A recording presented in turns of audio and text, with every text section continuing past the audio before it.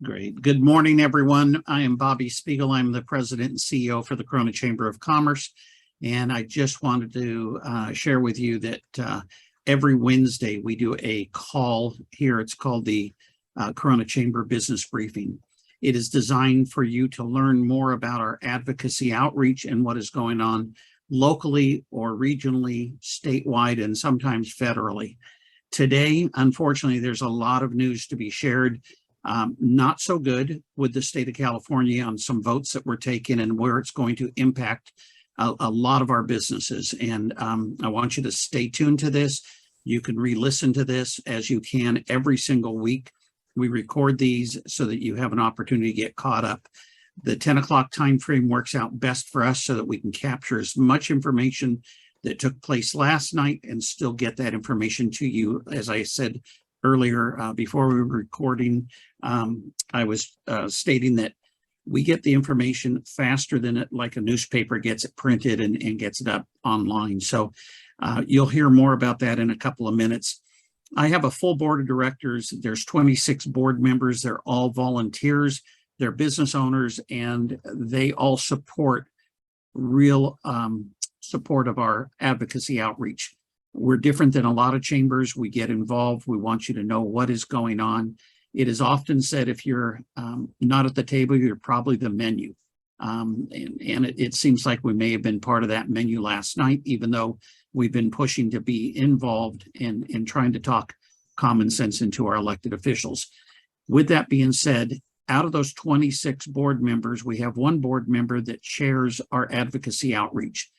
And this gentleman here happened to have been one of those individuals that was elected to the state of California Assembly, and he has retired since then. But during the time that he was up there, he was able to bring balance and understanding and common sense to those people that are serving our state of California.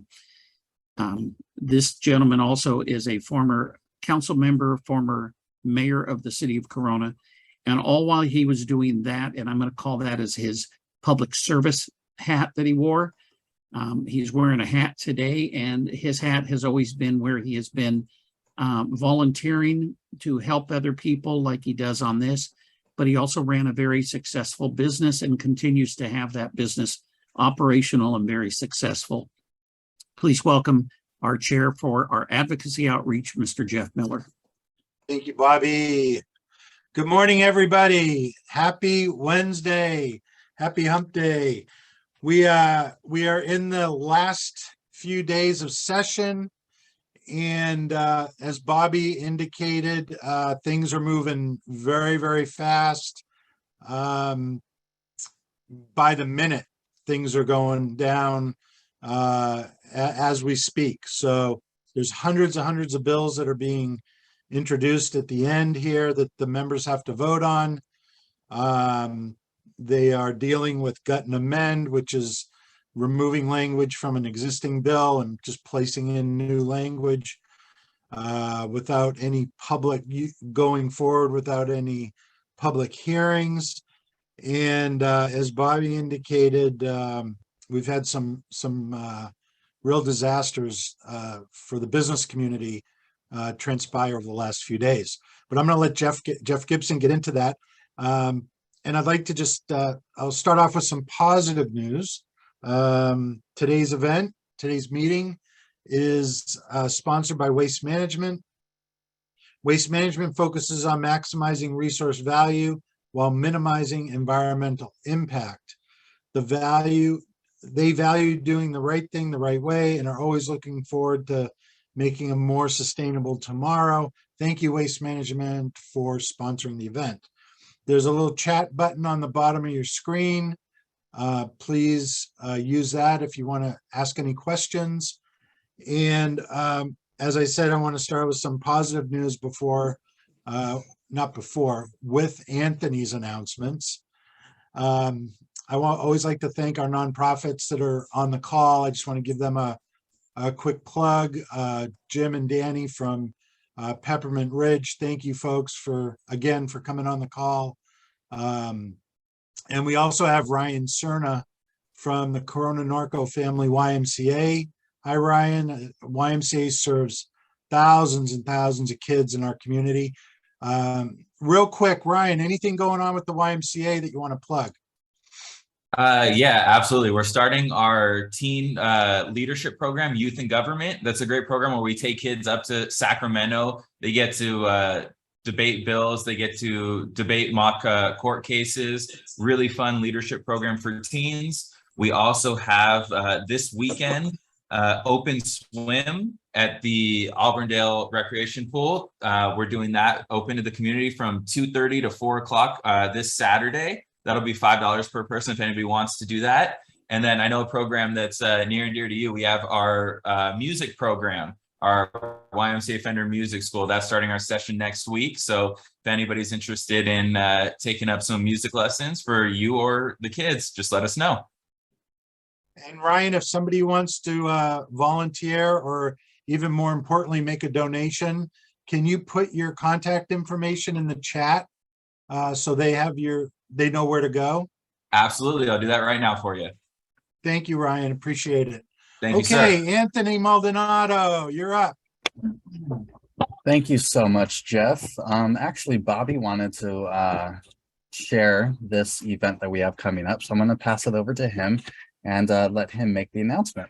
Bobby? Okay, thank you so much. And the slide will go up real quick for the coming up on Patriots Day. That is going to be, for those that may not recall what that is recalling and remembering 9/11/2001. That is when America was attacked on our own soil. We have made a pledge never to forget, and we're going to have a ceremony. Little bit expanded this year. We are looking for people to help us set up and place the flags on Thursday, September 8th at 7 p.m. Circle City Rotary Club of Corona is handling the coordination of that. And if anyone would like to, you can go to the bit.ly there, Corona Remembers 9/11, and you can sign up for any of the multiple things. The first thing that will be on there will be the September 8th setting up and placing the flags. The second thing is that we have our different times to watch the flags, stand watch, and that'll be 3 different shifts each night of September 8th, 9th, 10th, 11th, and 12th.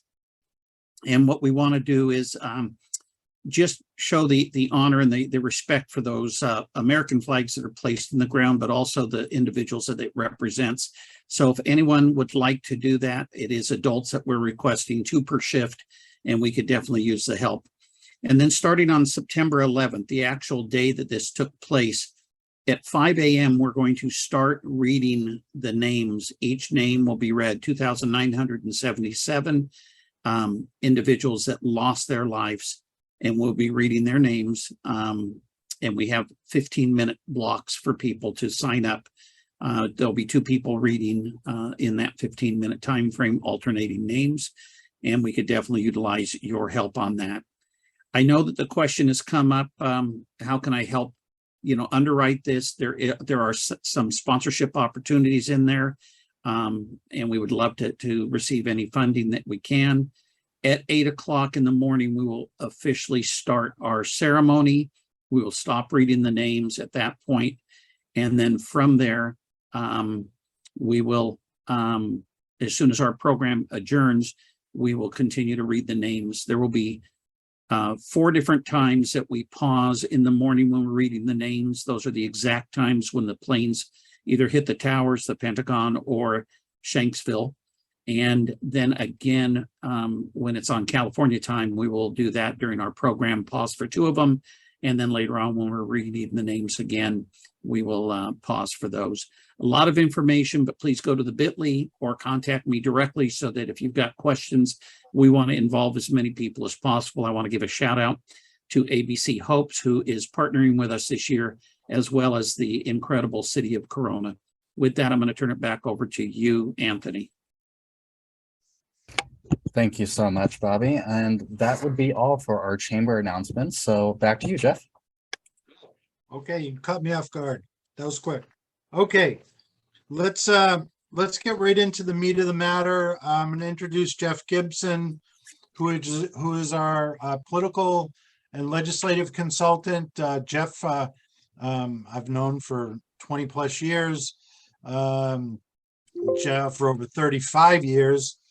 Jeff has specialized in political campaigns and government relations and government affairs. He has worked and specialized in areas related to transportation and housing, the criminal justice system, just to name a few. So Jeff, we're at the end of session. Here we go. Are you there? Here we go. So, Okay, there you are. yep, here I am. Good morning, all. So in the last 3 days of session, basically about 30% of the governor's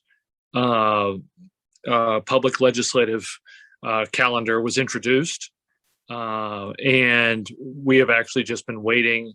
In fact, one of his major, what he calls the centerpiece of his legislative effort over the last 2 years, will actually be released on the floor at 7:37 this evening. And so you can imagine, you can ask yourself, why would someone release something at 7:37 in the evening when he'd have 2 full years to put that out? But that's neither here nor there.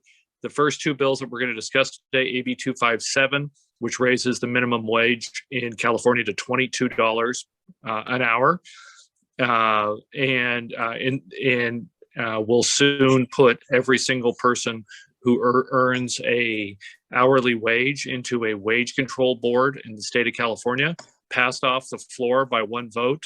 That 1 vote was Assemblymember Cervantes.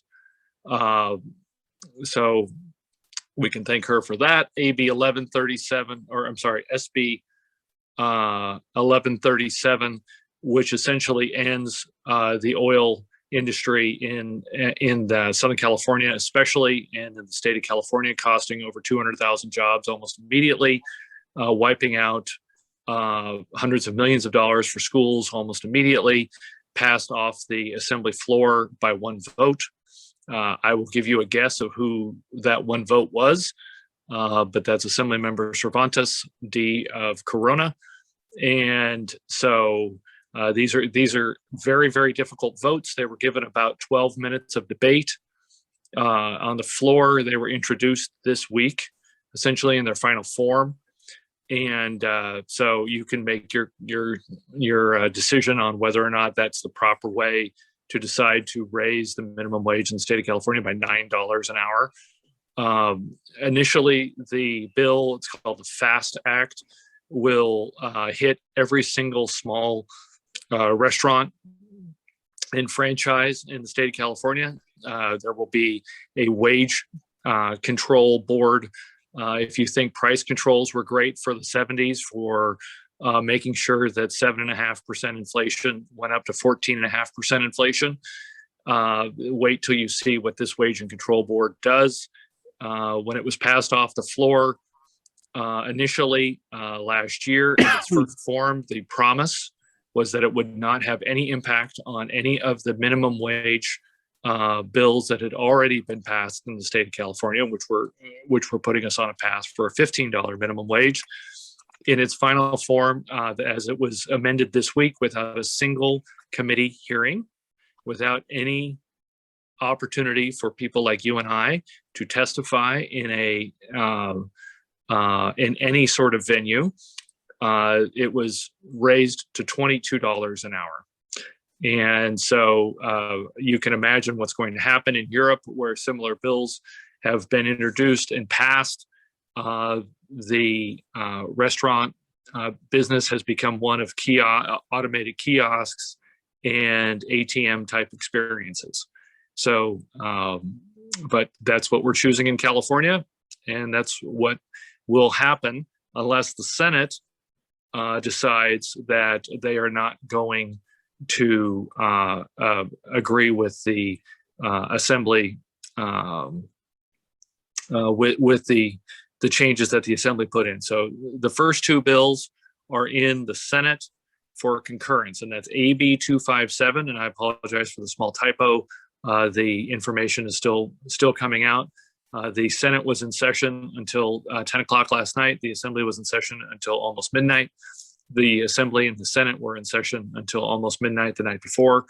You can imagine all of us do our best work when we work to midnight, 3 days in a row, handling hundreds and hundreds and hundreds of discrete tasks. So, like I said, the average bill is receiving 7 minutes of public testimony. So let's get into what else we're looking at. So SB 846, which reverses the climate change strategy that all of us have been paying tens of billions of dollars a month for, and allows the Diablo Canyon nuclear power plant to remain open.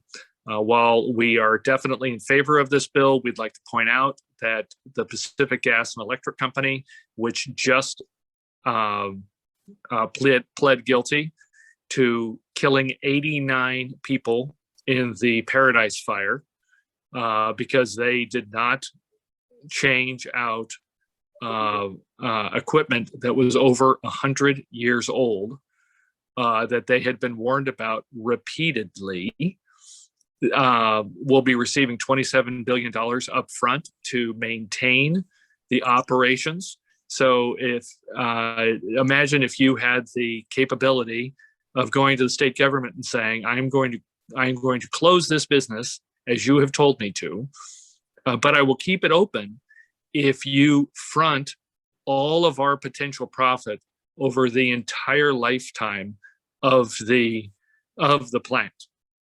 And that's what we are doing here. We're taking $27 billion, which would actually rebuild every part of the water system in California, could rebuild every single road in the state of California, could actually eliminate the entire infrastructure backlog for the state of California.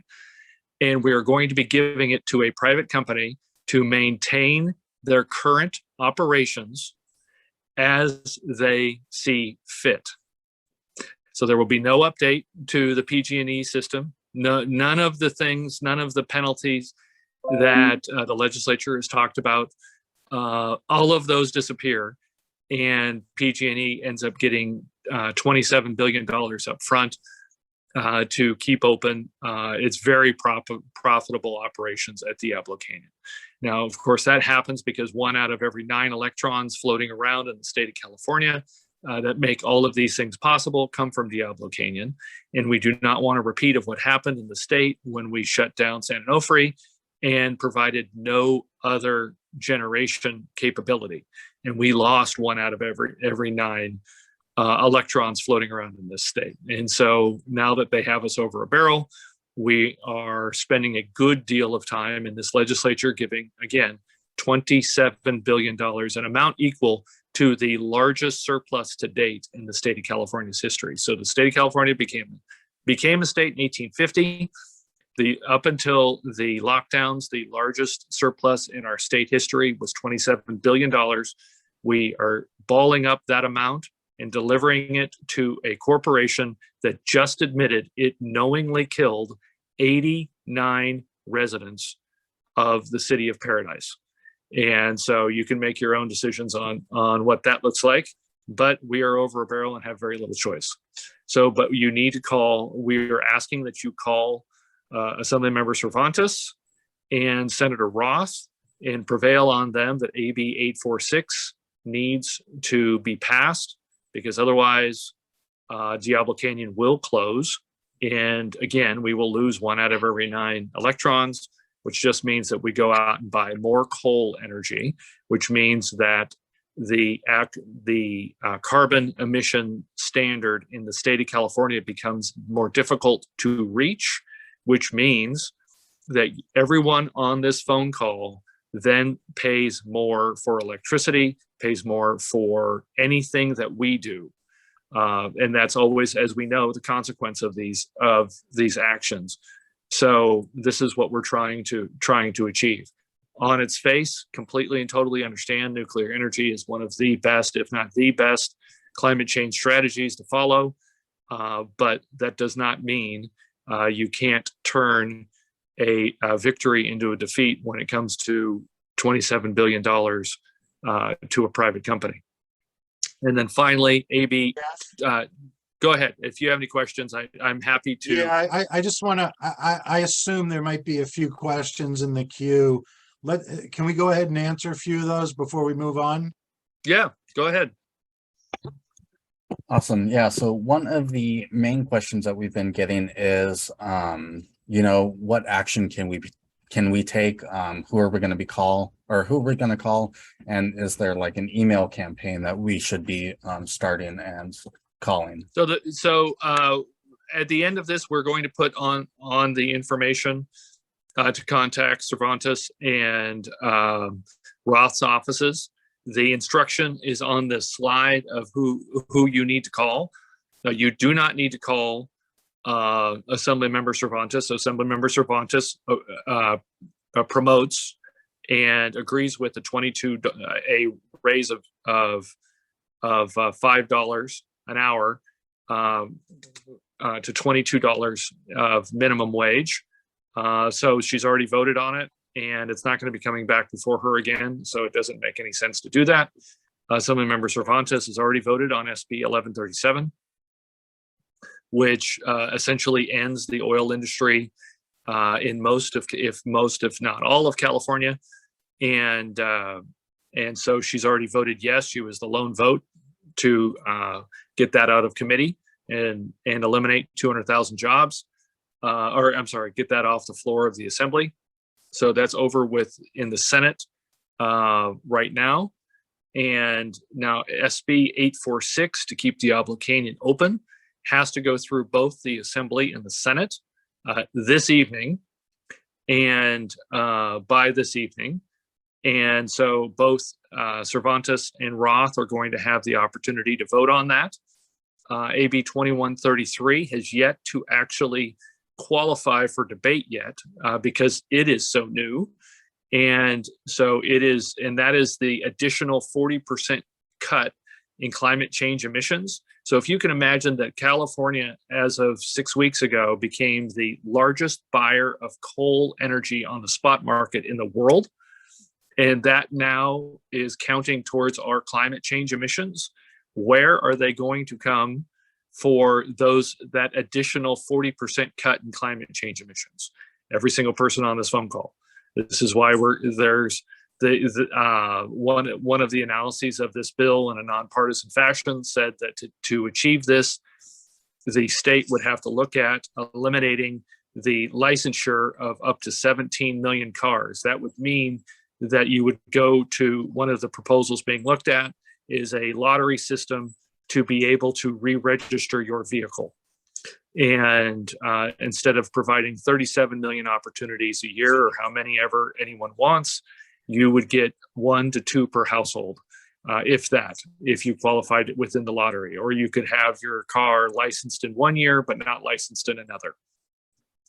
These are actual proposals that are being bandied about, in part because we now have to buy so much coal energy on the open market. So AB 2133, we need to speak to both Senator Roth and Assemblymember Cervantes. The best way to do that, because the legislature goes into what is known as sine die, which means the end of session for all but urgency bills. And so, and that happens at midnight. All of these bills do not qualify for urgency. So they're going to be taking action on them imminently. And the easiest and quickest way to do that is to call Senator Roth's office and say, we need you to oppose the following bills: AB 257, SB 1137, SB 846 deserves your support, and AB 2133 deserves your opposition. And that's just the way that needs to happen. So Jeff, hold on just 1 second. So that's a lot that we've got that we want them to do. Anthony, is there any way that you've got that to where we can actually send it out in a quick email to every one of these people that are on the call as soon as we're done with the call with that exact wording? Can you work with Jeff and get it out? Yeah, Hopefully. so we could just, I've put that all into the first slide, so we can create an Okay. image of the first slide and send that out. Yep. Okay, Yep, will do. that would be great. Thank you. Are there more Awesome. questions, Anthony? Yes, there are just a few more. What Sure. is the implement start date for the $22 minimum wage? And does this affect all franchises, or is there just a specific business type that this affects? So this would be January 1st. It would be for any franchise chain of restaurants or food service of more than 30 franchisees. But a number of businesses obviously have their wages tied to what you can receive in other locations. So there are a number of businesses, several of the clients that I work with, their starting wage is guaranteed to be 30% over what someone can receive at McDonald's, for instance. And so if McDonald's goes to $22, their starting wage becomes $28.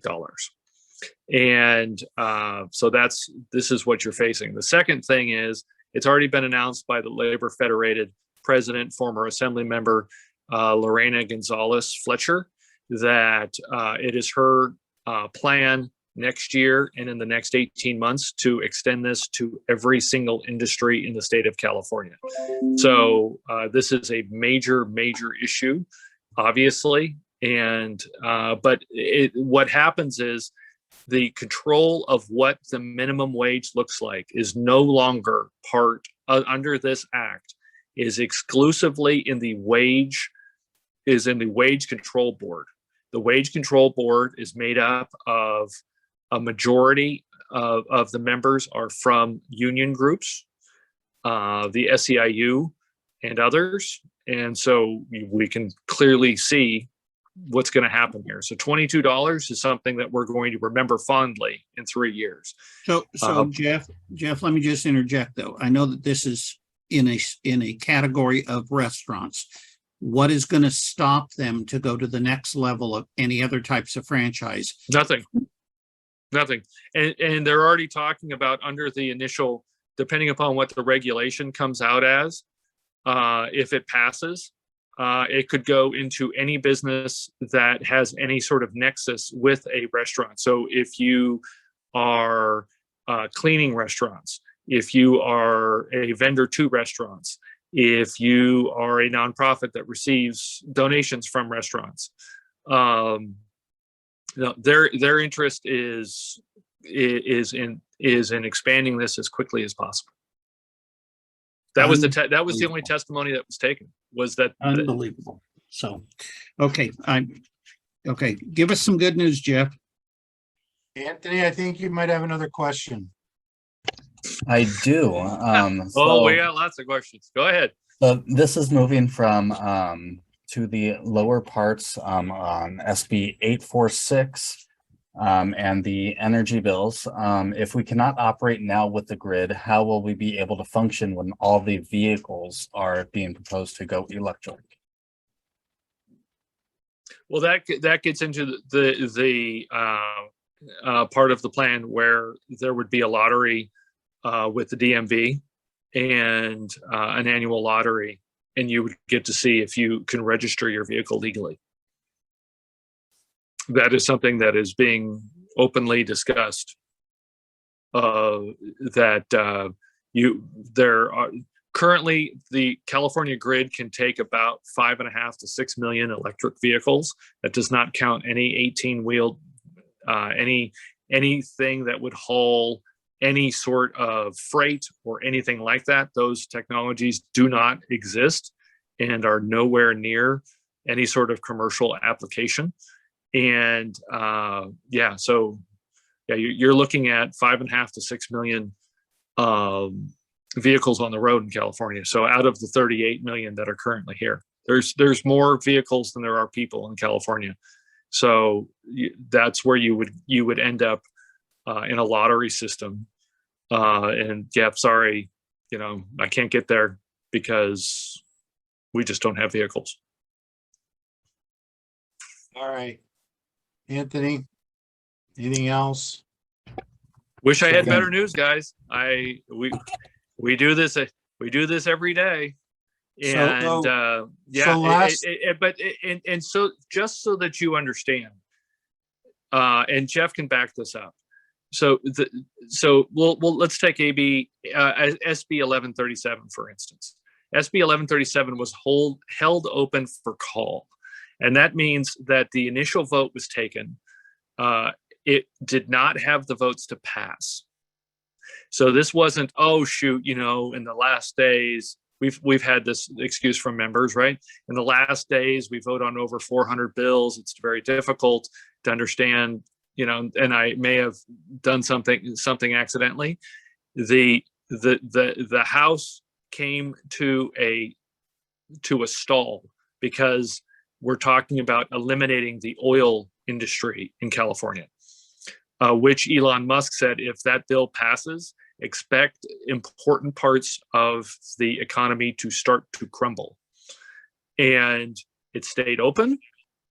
And that's when Assemblymember Cervantes and Assemblymember Quirk Silva from Fullerton decided to come on the bill and move it through. So, yep, that's kind of what's been going on in Sacramento. So these are, and that was a bare 41. So these bills are not passing by large majorities. They're passing by literally one vote. So Jeff, Jeff, can I jump in? Yeah, go right ahead. Just, we do have one last shot at trying to get this stopped. In the Senate. Which would be in the Senate, but actually, I mean, unless the governor's already given indication that he's going to sign it, we also could contact the governor's office. And we'll start that. Yeah, we'll start that next week. Yes, he's indicated that he would sign the banning of the oil industry. He's also indicated that is a plank in his putative campaign for president, which is he's looking at starting in the first quarter of 2023. But this is where we are. So we didn't even get into the regulatory announcements. I'm sorry. There are no further questions. Okay. How about All those right. Angels? How about The Angels. Let's talk Yeah, about let's put together something. $2 billion. Let's talk baseball. Okay, go ahead, Jeff. I'm sorry I interrupted you. hey, football season and hockey season is starting, so life is good. Okay, so here are the contact information. Thank you, Jeff, for such a great report and detailed as always. Here's the contact information for our assembly member and our senator. You guys know what to do. We've talked about it. I'll call and make sure you make those calls or send those emails. With that, we'd like to go ahead and get wrapped up here. I do want to thank a few folks that are on the call. Annette Demont from the Riverside County Office of Education, thank you. Brad West from the Office of Assemblymember Sabina Cervantes, thank you. And Jason Scott, former mayor, former council member, City of Corona, thank you. And again, lastly, I want to thank Waste Management for their sponsorship. You can learn more about their environmental and sustainability campaigns at WM.com. Okay. All right, folks. Hope everybody has a great, I always like to lastly go to Linda or Sam and just get any quick updates that's going on at Corona Regional Medical Center. Well, I was hoping you were going to ask me today. Sam had to get off on another call, but things are really looking good. It's all positive. We're down to just 6 patients with COVID. So we're very hopeful that, the peak might be behind us. Of course, we are starting to enter in September and October flu season. So we'll see. We'll see what happens with flu season, but we're very optimistic. So thank you, Jeff, for asking. And Jeff, Always. before Linda gets off, Linda, what is the Facebook page? Because there's a beautiful post on there about Sam. He's been with the hospital now just over a year. And we'd love for all of you to go on and like that post and if you want to And share it. share there's it. a We share button. So love to get that word out. It's his 1 year anniversary and we posted on Corona Regional Medical Center's all social media. It's on Instagram and LinkedIn and all of them. So we'd love to just share what a great leader he is. We're so proud to have him and lots of positive things since his leadership. So thank you, Bobby, for bringing that up. You betcha. And Jeff Gibson, I just wanted to give a shout out again. Some of these people that are on this call today are new or that they'll be listening later on. Jeff Gibson spends hours upon hours on researching and finding out and then bringing us the late breaking stuff. Not always positive in the messaging as far as what the message is, but we're not going to shoot the messenger. He is there to report, to tell it how it is. We've been very complimentary, as Jeff Miller has stated on prior calls. If someone on one side of the aisle has done something good, we're going to praise them. If they do something not so good, we're going to go ahead and point that out as well. We are here to advocate for you, the businesses in our region, in our town, and in our state. You know, California used to be known as, you know, just golden opportunity for businesses. And I just have to question right now where we're headed. And I think it's real important that if we could get every one of you on this call to send the email, get on the phone, call both the local one and the state offices and voice your opinion about how you feel. Maybe some of you are excited about that $22 an hour and being able to go to a McDonald's and pay $14 to $15 for fries. If you are, great. You just got to understand everything. I mean, everything is going to go up.